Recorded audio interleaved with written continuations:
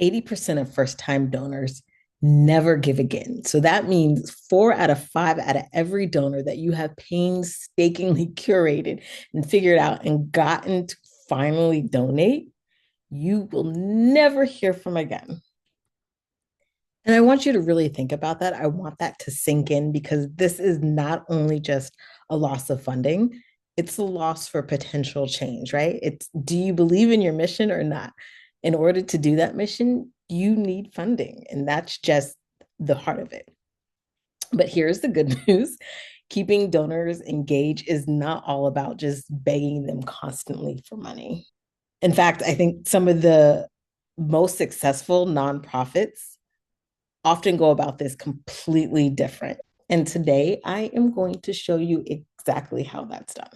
So if you've ever worried about like donor fatigue or shrinking support or just really a loss of donations and a loss of funders, or even just how to turn one-time givers into lifelong champions for your organization, this video is for you. So the number one mistake I see organizations make is that they engage with their donors probably like once or twice a year, usually at the end of the year when they need that fundraising. And then they get like a slew of emails every day and every week when they haven't heard from you all year. And all it is about this fundraising campaign. And all it is you want money for them. And they know that, they get that, but that is the quickest way to disengage them.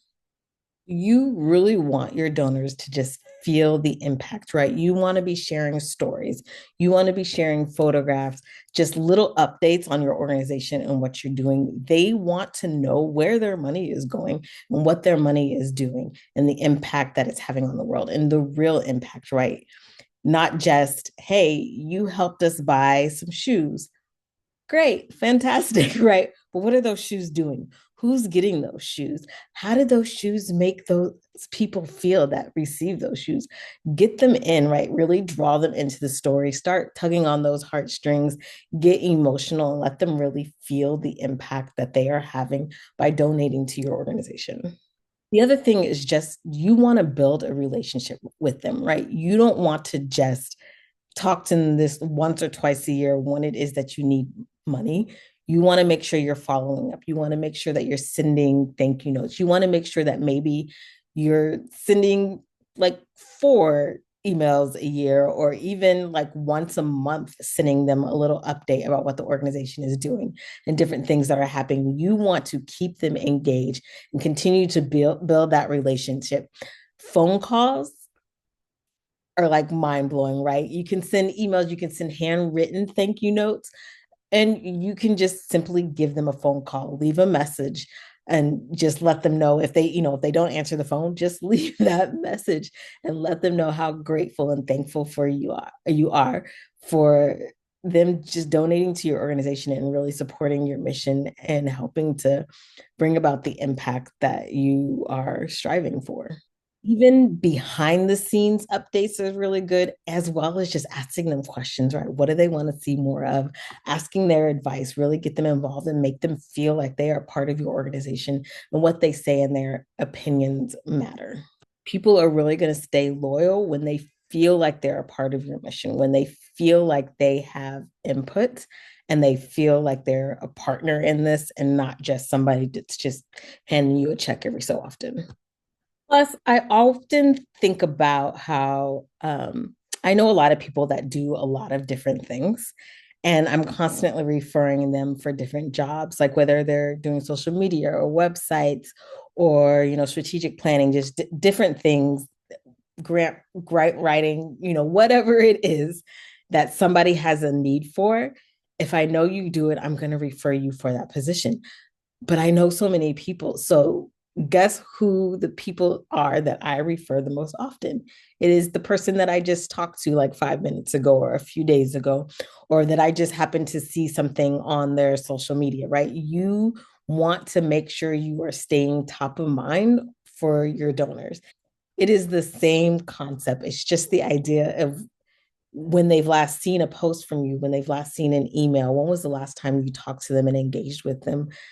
That keeps you top of mind. So when they're getting ready to give, when they're giving those donations, when they're thinking about different things, like you're already on their brain. Like, hey, I know that this organization is needing some funds, or and not even that. They probably are not even thinking that. They're like, oh, this organization is doing great things. Oh, look at this thing that they just did. Listen to this story that I just heard.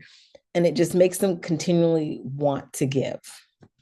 Another thing that you really want to do is create a really clear journey for them, right? So they have given once, now what? Now what do they do? What does that mean? What does that look like? Give them these options and stuff that they can help, different ways they can get involved. Maybe it's volunteering. Maybe it is becoming a monthly donor instead of just like 1 or 2 times a year, right? Let's get them involved and give them a clear path and some very clear options for them to move forward after that very first donation. And I think the last thing is just really showing gratitude, right? You will be surprised at how far a thank you can go, right? And like I said, you can write them little thank you notes, you can give them a call, but really genuinely expressing your thanks and your gratitude in some way is like leaps and bounds above just making people feel wanted and useful and like they are actually a part of your organization and that you are grateful for, their little $1 or $2, even if it's like $5. You never know what a person's situation may be, and having just express that gratitude for even those small donations can go a long way. I know I have said it in other videos, but I think it's amazing how some people are often like moved from donors to volunteers to being on the board and just really getting involved with the organization in different ways. Not to mention, like, your greatest asset, your greatest marketing tool will always be the people associated with your organization, will always be your stakeholders.